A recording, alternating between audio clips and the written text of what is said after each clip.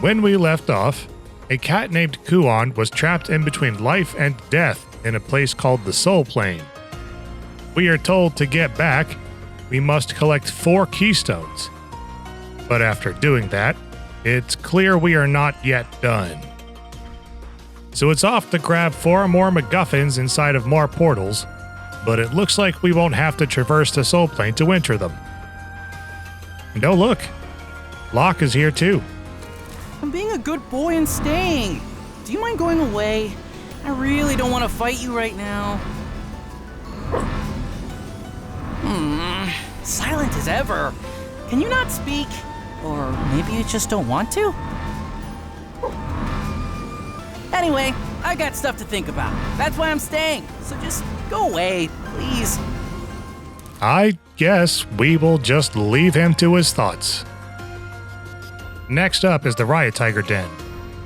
This stage is kind of like Mega Man 5's Gravity Man stage, where we have to do some platforming while gravity reverses. However, gravity will only change when Kuon falls off the bottom or top of the screen. It's not much of an issue, except where projectiles are involved.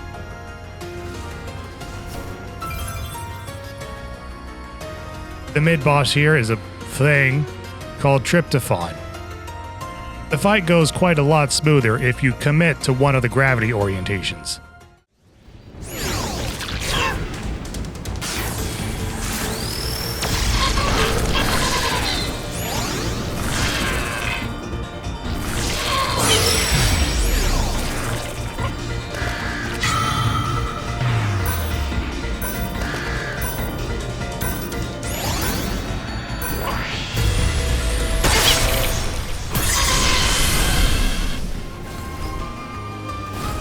The rest of the stage is more of the same, but with a bit more density and more aggressive changes between up and down.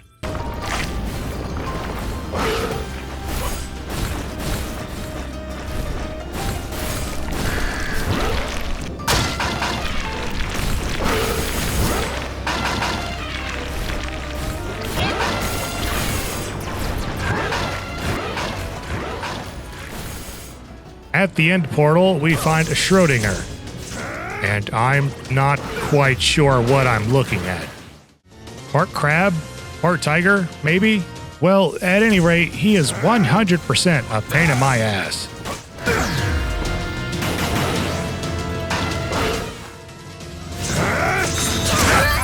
It's during this fight that I wind up on life number 9, and I discover what that means exactly.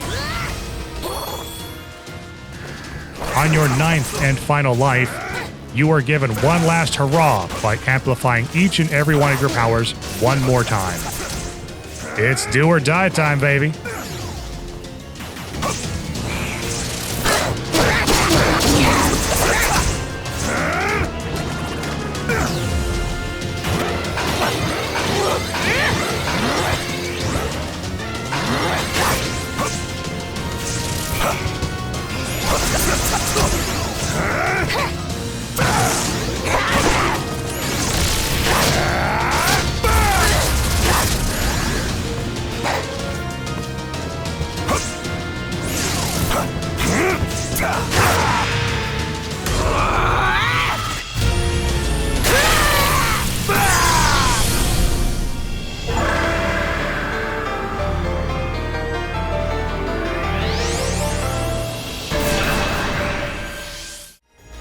Seek shelter from the cold as you proceed, else the fiends will gladly feast away at your frozen remains. Scale this glacial spire to its peak and seize Harlan's imperial anima from her battered corpse. I'm starting to pick up some bad vibes with this narrator. The next portal is another icy stage, but thankfully there aren't any geysers to worry about. There are mosquitoes though, and dodging their spawn can be an issue, especially when combined with these fart birds that can freeze you in place. It's all the more reason to be quick about it.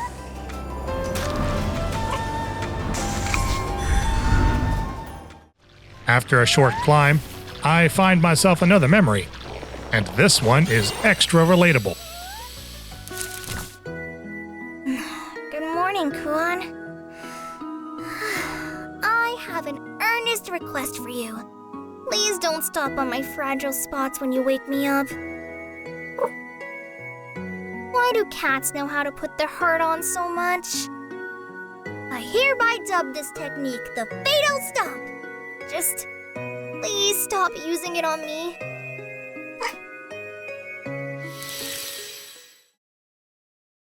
Raise your hand if your cat also likes to use you as a trampoline. There are two major gimmicks the stage throws at you. Riding these auroras to the top, and super chilled air that will freeze you on the spot if you don't seek out a heat source. The boss here gives us plenty of ammunition for building power. So long as you don't get greedy like I did, the fight should be over in due time.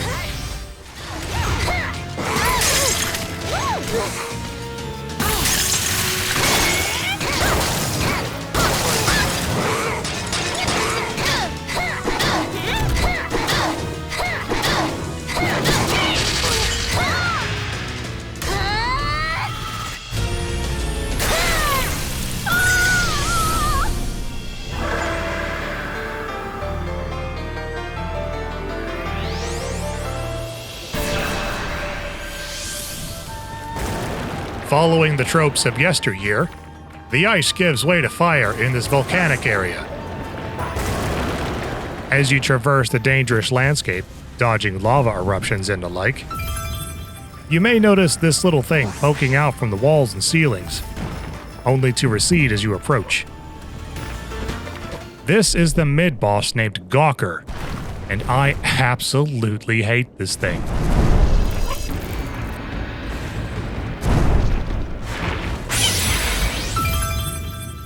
Not the least of which because the projectiles it drops explode, and they happen to be the same color as the ground. It's awful. I am forced to transform after taking more deaths, but even with the extra health to work with, it's not an easy fight.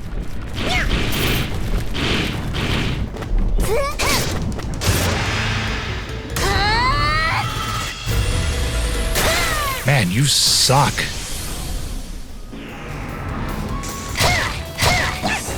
I'm starting to miss being a regular cat by this point, since my invincible dash is not available to me. There's a classical lava chase near the end, followed by the stage boss George's.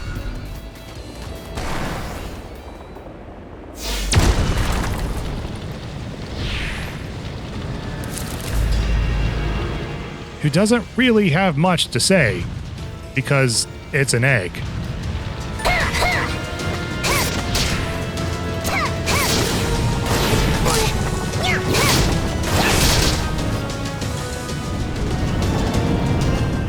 Midway through the battle, George's is revealed to be a phoenix. The idea here is to hang out in the shade to avoid taking damage, but in this form, it's a bit trickier.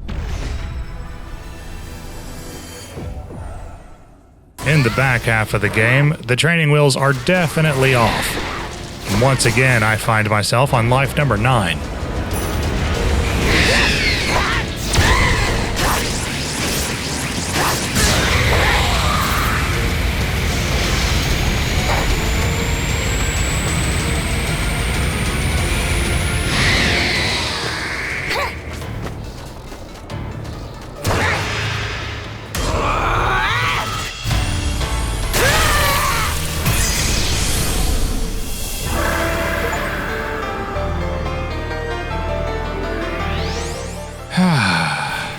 That was more stressful than I would have liked. But anyway, it's time to go after the last of these 4 stages, a river of poison. Amusingly, the fact that Kuon doesn't like to get wet allows her to walk on the surface of the water and protect her from the poison. Compared to the other stages I've already been through, this one is practically a cakewalk.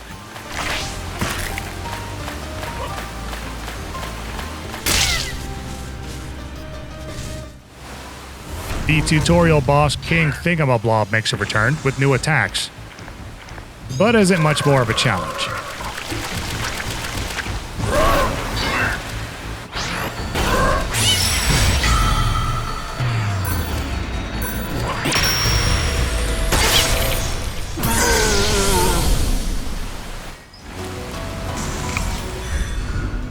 Oh, hey, look. Shinies.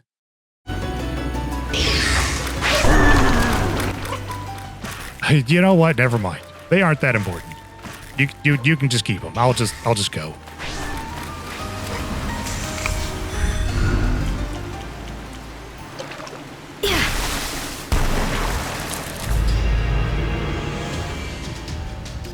Goodness me. How utterly revolting. Whatever possessed a slimy, mangy cat of your ilk to enter these pure holy grounds? Oh, you're a germ-infested pest. Are you trying to spread disease to my beautiful, delicate children? Dear, oh me. You could at least have the decency to respond. Where does filth like you crop up from, I wonder? This is awful, dreadful, abhorrent. I can't even feast on you out of fear of being left disease-ridden. You poor, disgusting little thing. The least I can do is crush you so hard into the ground that the parasites can feast on you. Hot.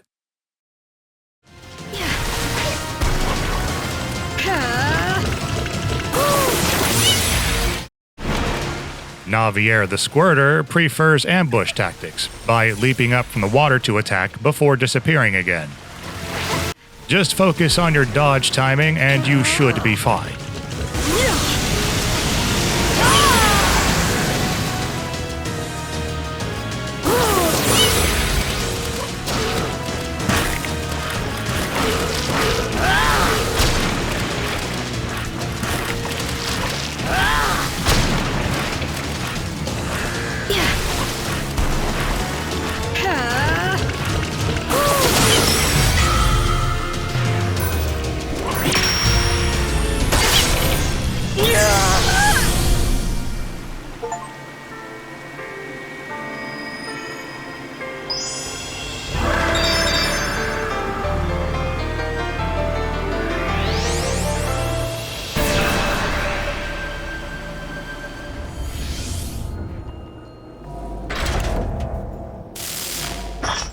So that should do it, right?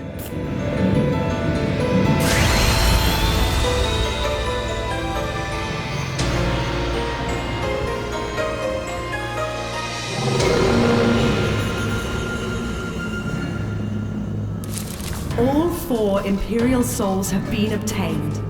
The seal on the boundary has now been undone. This is your one path back to the real world. Make your way through it before exhausting all 9 of your lives.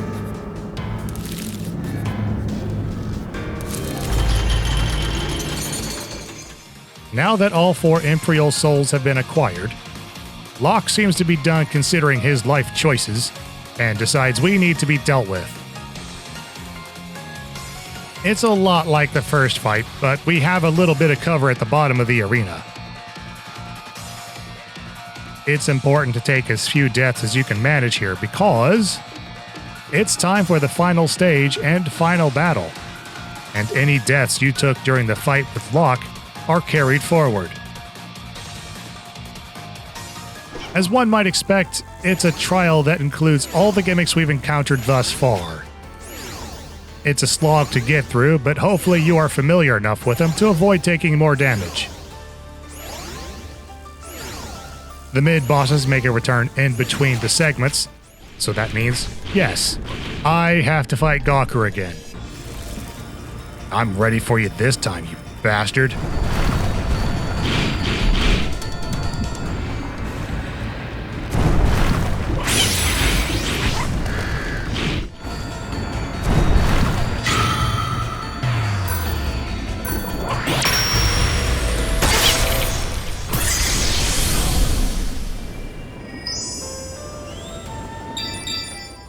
Finally, after much clenching of butt cheeks and dry eye due to a refusal to blink, we meet the last challenge, Claudius, our narrator.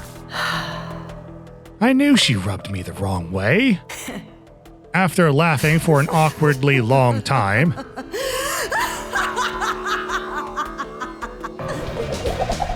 the longest boss fight of the game begins.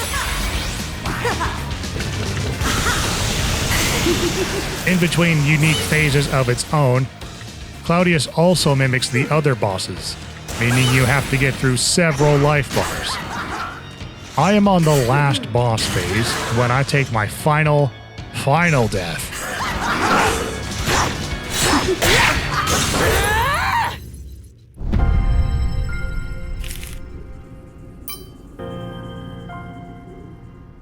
I could press on with infinite lives, but no. I will not have my pride insulted like this. Even if it means reloading the stage and doing all that garbage again, let's do it.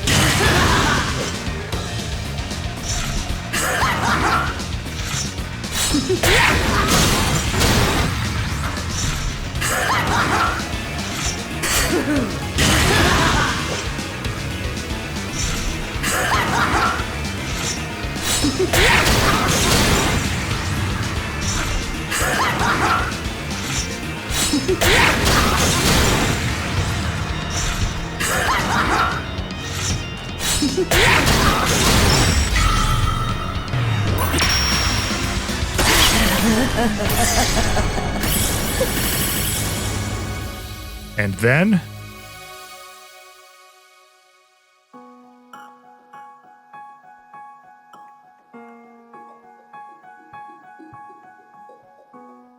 that's it? Credits roll? Surely not. Familiar scenery greets Kuan as she comes to. Oh, okay. I was about to be very upset. A simple survey of her surroundings is all she manages before a yawn lulls her back to sleep. It was as if she was never gone in the first place. Footsteps, ever so familiar, ring from outside the room. Footsteps Kuan knows, but feigns not to. Her owner has returned home. The footsteps stop for just a moment before rushing even closer. Kuan, however, keeps the act up. Things are as they should be. Kuan remains the same cat she always was. At the end of a journey filled with both strife and hope, one life has begun anew. Welcome home, Kuan.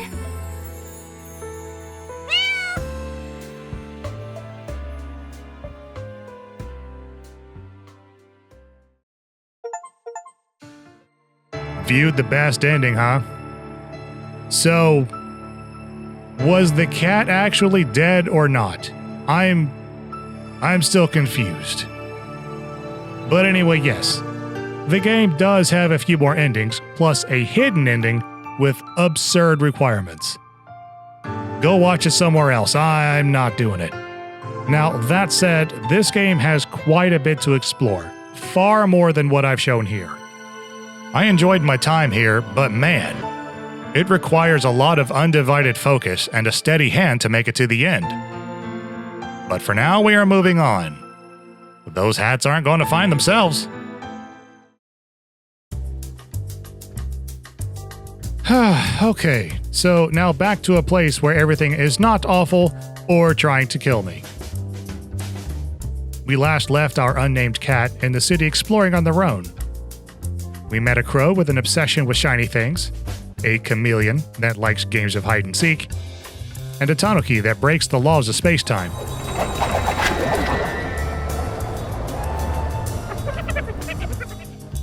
We had just recently gotten our first fish, giving us the ability to climb growths of ivy. After climbing this first wall, there's a duck in distress at this shrine. They were out in the neighborhood with their ducklings, looking for interesting stories to share in an afternoon of show and tell, but lost track of their excitable children.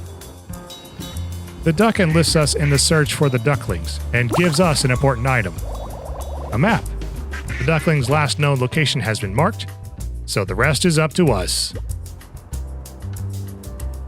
But not so fast. The tanuki catches back up with us in a nearby manhole. Fast travel is up and running, and they need us to try it out.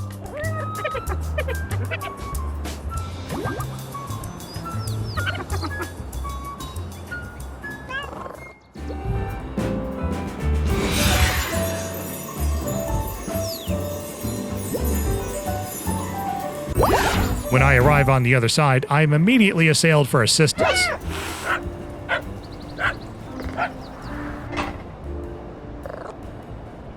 Where are you? Oh, geez, there you are.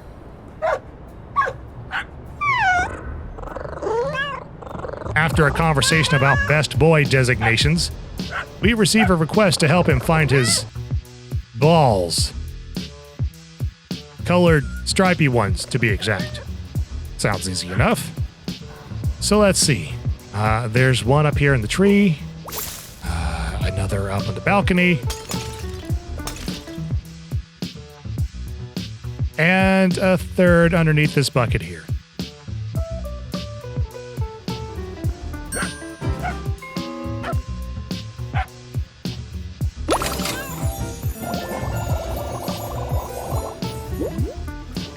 Up on the northern end of the city, we encounter a fisherman.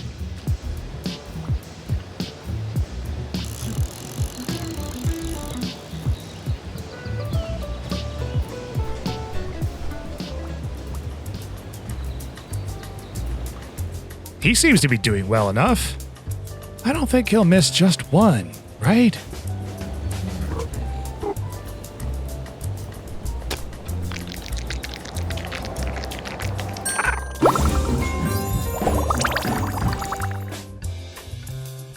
We also get a visit from the crow. They inform us that for 5 shinies each, they are willing to operate the gacha capsule machines for us. Which means, of course, more hats for the collection.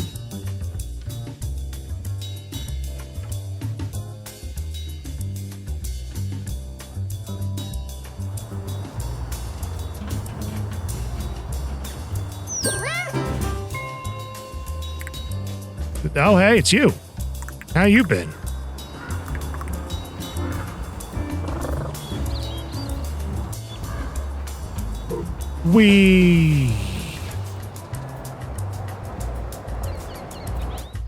Now, what was I doing? I could have swore. Oh, right. Lost children. Oh, man, I should probably get on that. All right. But first, I need more hats.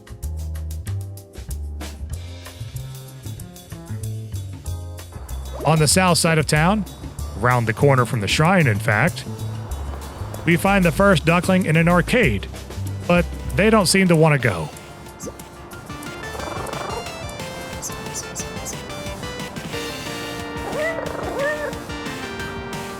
Totally understand. I get it. But you're coming with me, little dude. I'm sorry.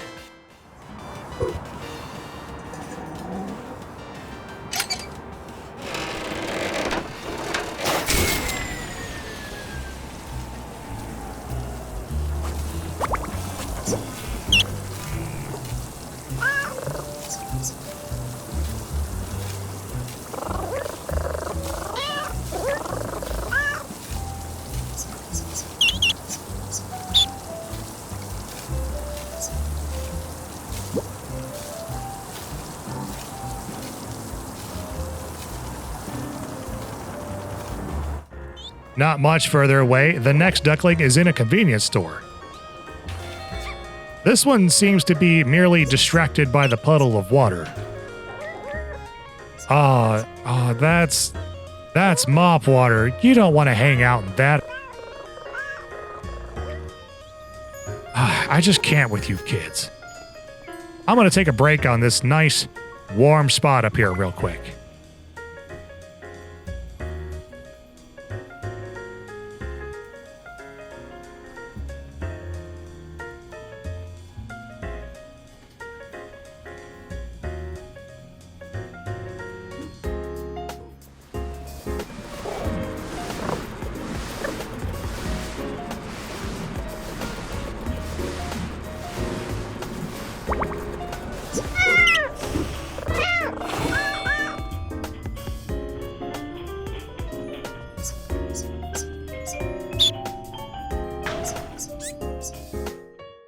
Now 2 ducklings in a row behind me, it's time to retrieve the third.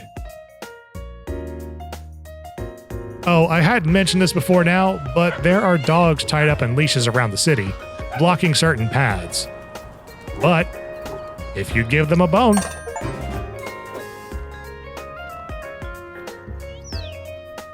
duckling number 3 is inside a laundromat, and they seem to genuinely not be having a good time. Which is why I'm taking a nap here.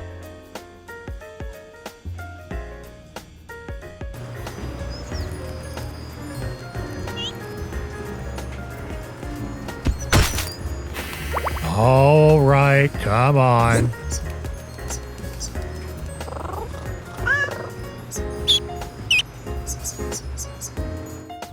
The last duckling is actually on top of the corner market we saw at the start of the game. So we've got some platforming to do.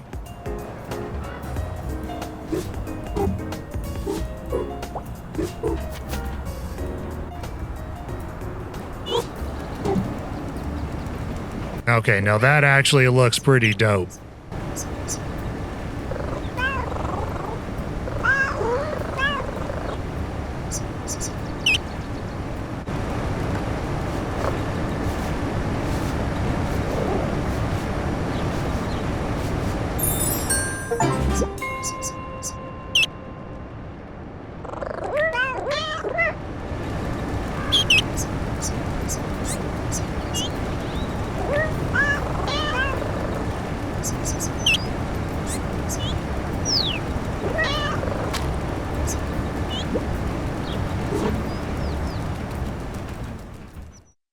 And now, with all my ducks in a row, it's time to head back to Dad.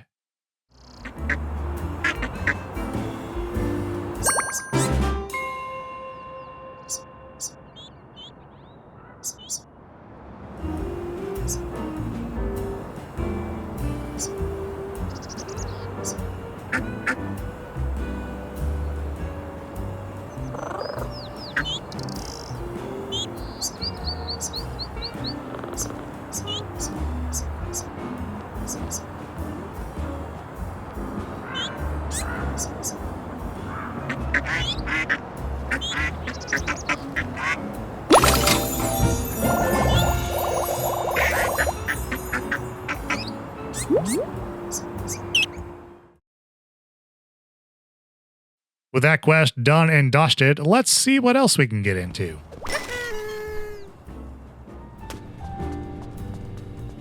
Back at the market where I found the duckling, I completely glossed over the fish that's sitting on ice over here. No. Oh.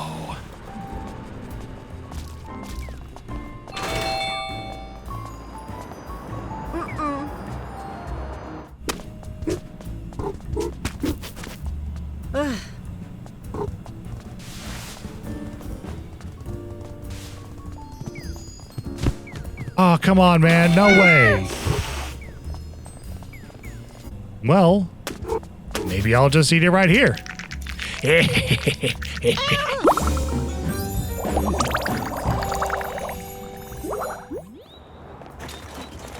Just for funsies, let's try catching birds with bread. I never actually got around to doing that.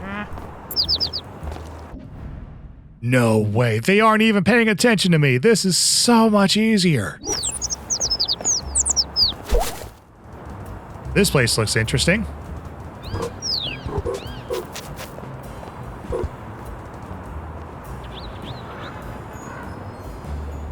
Oh, you look busy. Should I,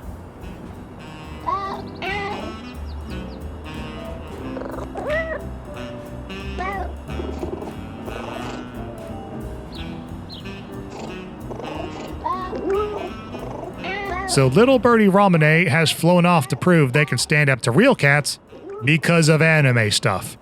And it's my job to find them and have a pretend battle so they don't actually get hurt. Okay, fine. Well, it's off to find this bird, but thankfully they're not too far off. Ramune looks like all the other birds, except they are a bright yellow. Even more fortunate, they land in the perfect spot where I can easily catch them.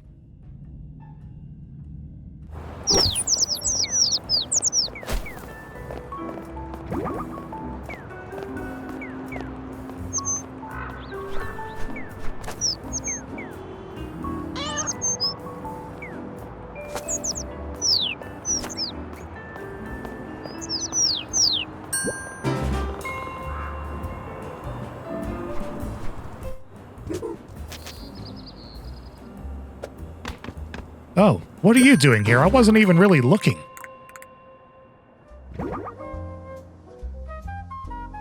So with that little diversion out of the way, I think it's about time to grab the other fish.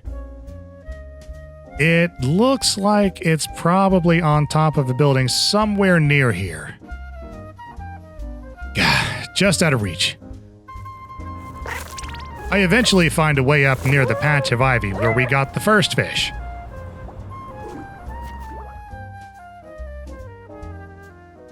But something is off.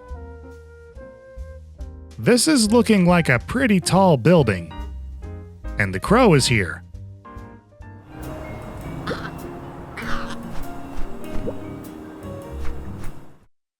And a tanuki.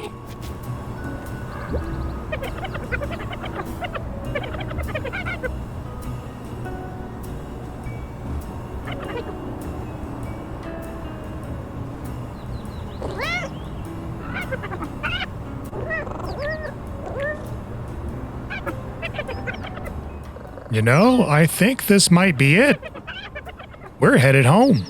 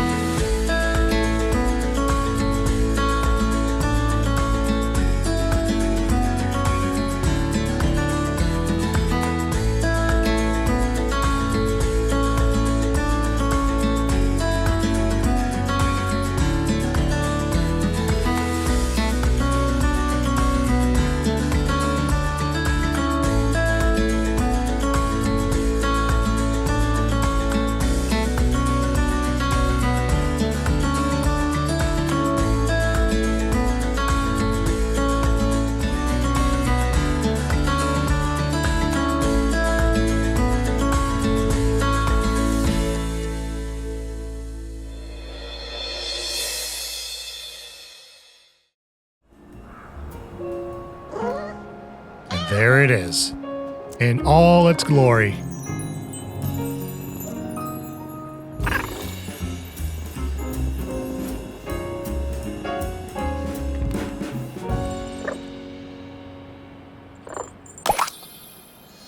Oh.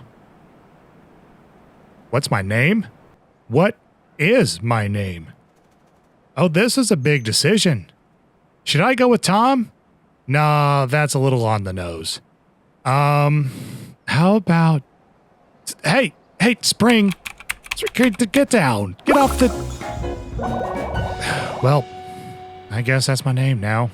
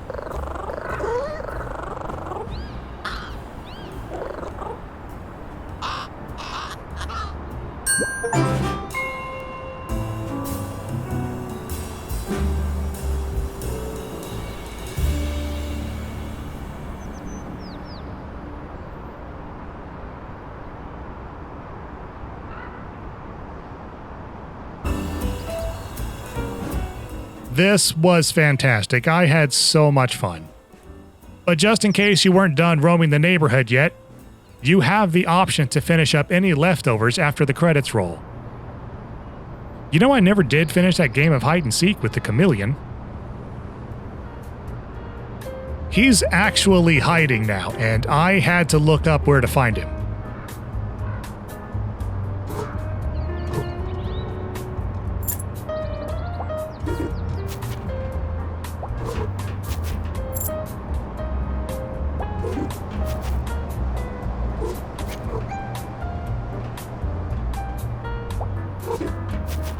Man, how did you even get up here?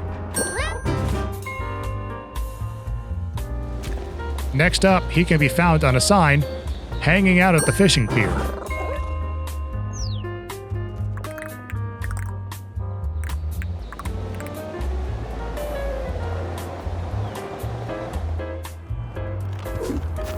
For the last clue, he basically tells us he's in a bathroom at the convenience store, but that door is locked. So you have to go in from the outside.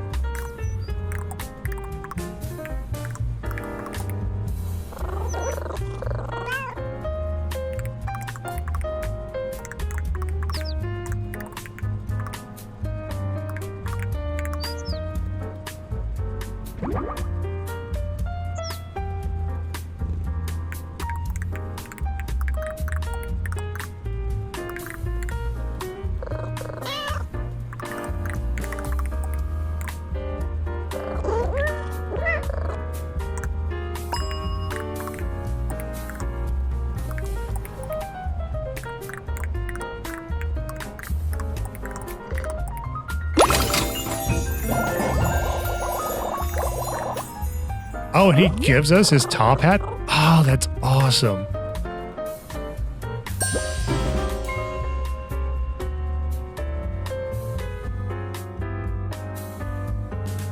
That's quest done, and I'm all wrapped up. So thank you for joining me on this tale of two kitties. I'm Tom from Mystery Game Fight Club, and I'll see you in the next one. Toodles!